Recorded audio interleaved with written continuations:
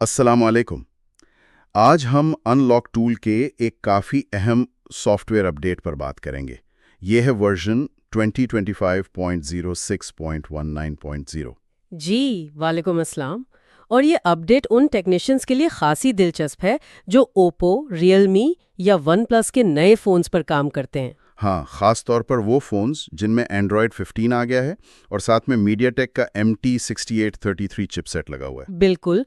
और इस अपडेट की जो सबसे ख़ास बात है ना, वो है मीडियाटेक MT6833 के लिए एक कस्टम डाउनलोड एजेंट यानी कस्टम डीए का शामिल होना। अच्छा, तो ये कस्टम डीए इसी पे बात करते हैं। पहले ये समझाएं कि ये MT6833 चिपसेट है क्या और एंड्रॉयड 15 के साथ इसमें मसला क्या आ रहा था। देखिए MT6833 जो है ये मीडियाटेक का एक 5G चिपसेट है।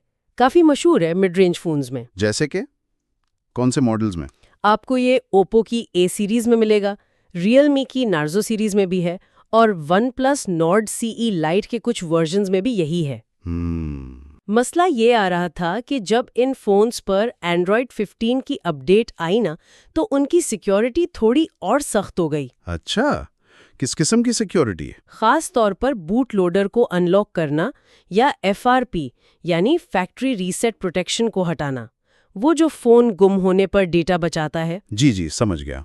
तो एंड्रॉयड 15 के बाद पुराने तरीके उन फोन्स पे काम नहीं कर रहे थे। टेक्नीशियंस को काफी मुश्किल हो रही थी। तो ये जो नया कस्टम डीए है, ये इस मुश्किल को कैसे हल करता है?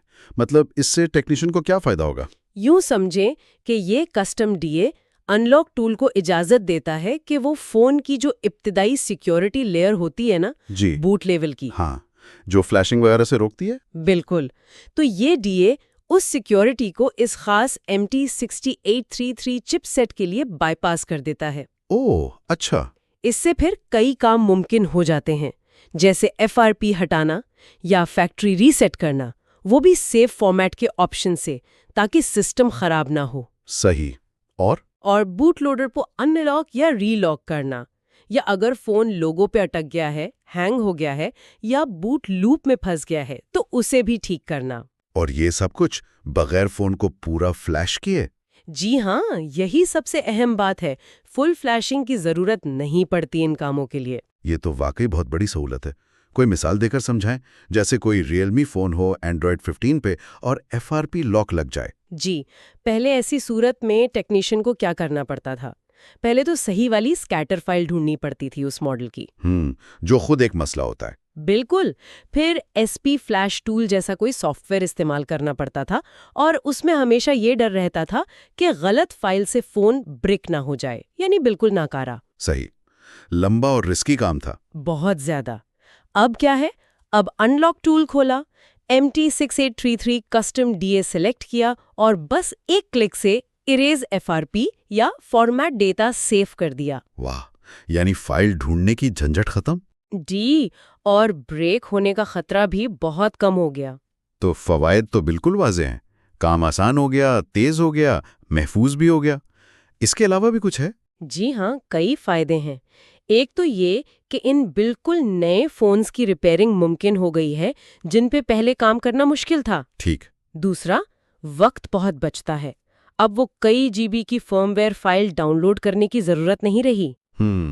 तीसरा, वो पैच्ड बूट इमेज बनाने का चक्कर भी खत्म हो गया, जो खुद एक टेक्निकल काम है। इस सब से ओवरऑल स्पीड बढ़ती है। लेकिन क्या ये हर मसले का हल है? मतलब इस अपडेट की कोई लिमिटेशंस, कोई हुदूद भी हैं? यकीनन है। सबसे पहली और अहम बात तो ये है कि ये फीचर सिर्फ और सिर्फ मीडियाटेक MT6833 चिपसेट के लिए है। अच्छा, यानी किसी और चिपसेट पे काम नहीं करेगा? बिल्कुल नहीं।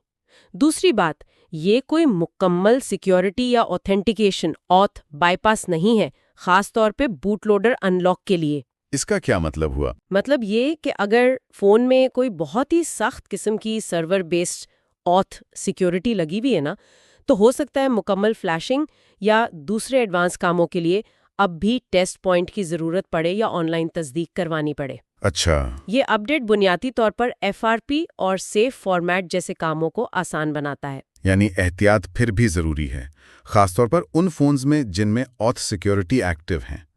ये अपडेट मजमूई तौर पर क्या जाहिर करता है मार्केट के हवाले से? ये जाहिर करता है कि अनलॉक टूल जैसी कंपनियां बहुत तेजी से काम कर रही हैं, खासतौर पर मीडिया टेक चिप्स के लिए। वो कोशिश करें कि जैसे ही नए फोन आए, नए एंड्रॉयड वर्जन्स आए, उनकी सपोर्ट फौरन दी जाए। मार्केट की डिमांड को पूरा कर रहे हैं। जी बिल्कुल। तो खुलासा फिर ये हुआ कि अनलॉक टूल का ये जो नया वर्जन है 2025.06.19.0, ये MT6833 कस्टम DA के साथ उन टेक्नीशियंस के लिए एक बहुत अहम कदम है जो लेटेस्ट ओप्पो, रियलमी और OnePlus फोन्स पे काम कर रहे हैं। हाँ, खास तौर पे वो जिनमें एंड्रॉयड 15 है।